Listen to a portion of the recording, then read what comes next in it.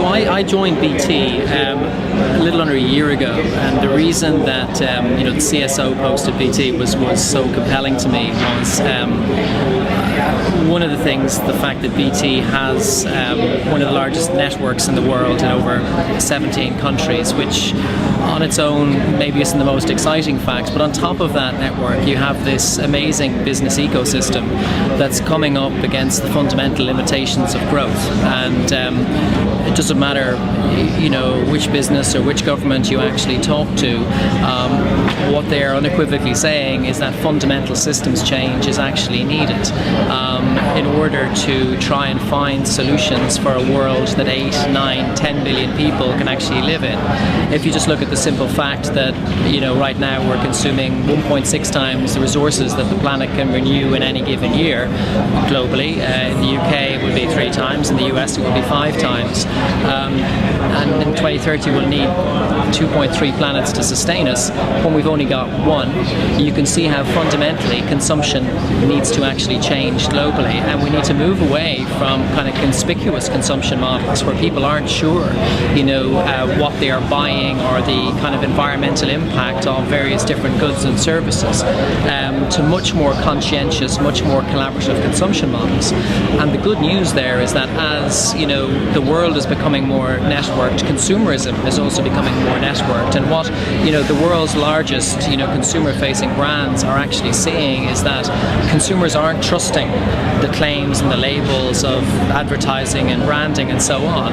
They're actually turning to the network for advice and opinions on where they should buy, where they should source, and so on. And that can be a real game changer, particularly when it comes to using that dialogue to inform much more conscientious, much more collaborative consumption models, but also to maybe manage the complexity away from the consumer. Because when you go down the aisle in your local M&S, just assume you're an M&S person, I don't know why, you've got 320 different types of eco-labels, and you're constantly trying to make these trade-offs. Is it low carbon? Is it local? Is it seasonal?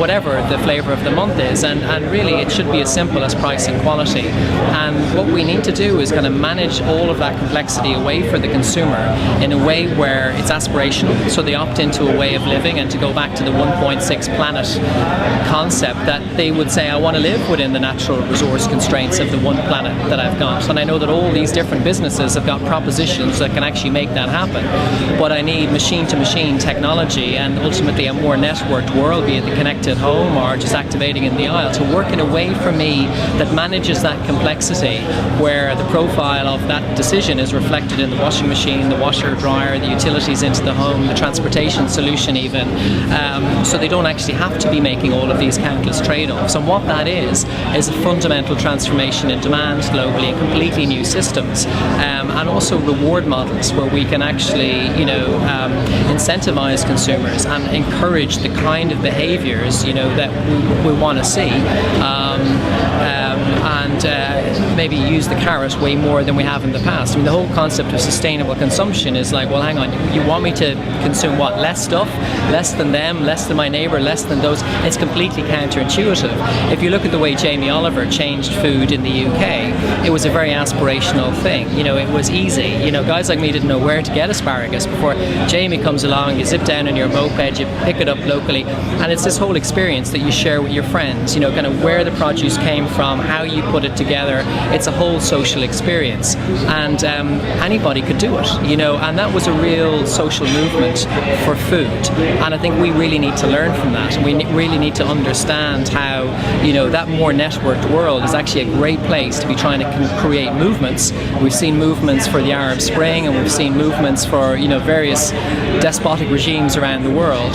There will be a movement for consumerism, and we need to understand how we can actually work with that, and kind of try and put the conditions in place by which we can completely move away from unsustainable a resource profile at the moment to one that can be managed through technology and a more networked world.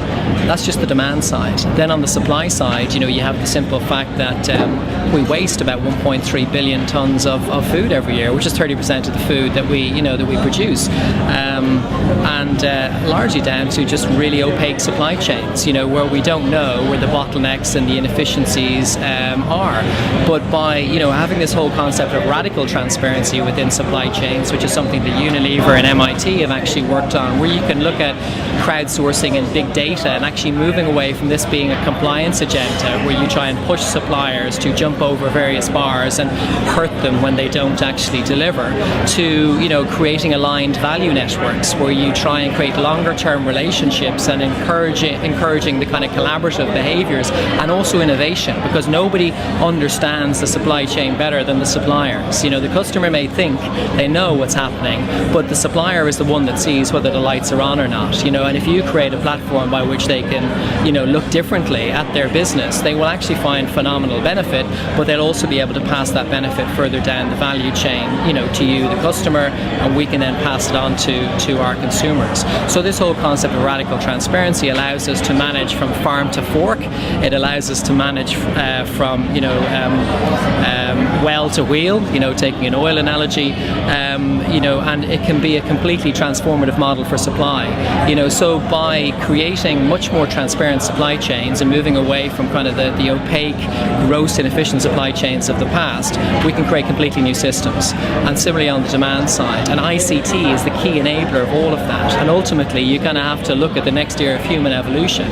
It will be defined by the problem-solving power of networks, and that ability to, you know, bring the people that are here together at Rio and at Davos and at these other conventions, and not say how do we get the text right, but how do we actually create coalitions of the willing that are prepared to roll their sleeves up, invest, you know, the sweat, blood and tears and money that it actually takes to do this, work together with civic society in a way where we're not cartels, you know, we're not big business deciding how the world needs to work, but actually it's open source. The standards are there for everybody to use, everybody can be part of the debate and the discussion. Again, a much more networked approach to how we kind of move the whole agenda forward and create coalitions of the willing that are willing to kind of deliver and make this actually happen, as opposed to how do we get the text right, you know, or, you know, creating another white paper for Davos, you know. So I really think the time is now for delivery through entire business ecosystems, and ICT has been one of the missing links and has been seriously underplayed, you know, at conventions like this. And maybe not surprisingly, because if the focus is on the text and the focus is on government policy and not actually systemic change within business,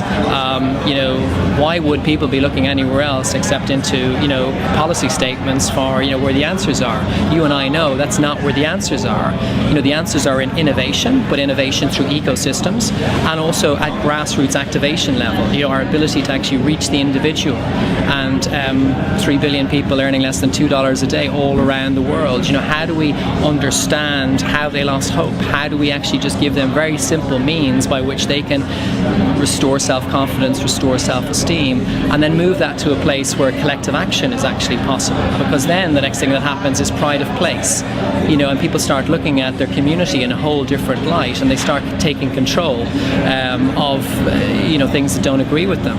And as opposed to business saying, you know, we'd like communities to do X, Y, and Z, it needs to come from the community, you know, and businesses who get it need to understand how you can create the platforms by which the activation needs to happen. So look at, you know, Favela de Moura Providencia here, the oldest favela in Brazil, by actually, you know, understanding what the individual challenges were, and, you know, creating some community champions who started to clean up the litter. They started to you know, drive education and health programs.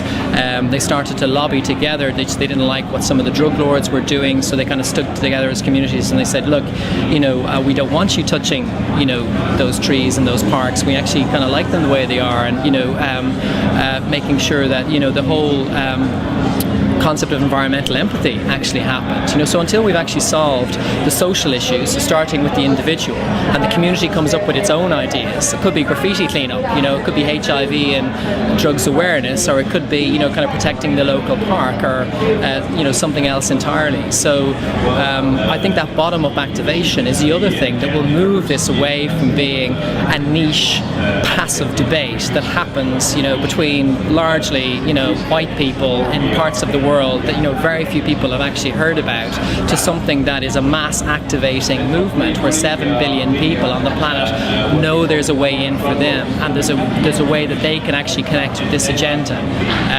So I think the two game changers will be grassroots activation and also kind of innovation through ecosystems and coalitions of the willing, actually delivering systemic change. The right people are here to do it. Unfortunately, not all our world leaders are here.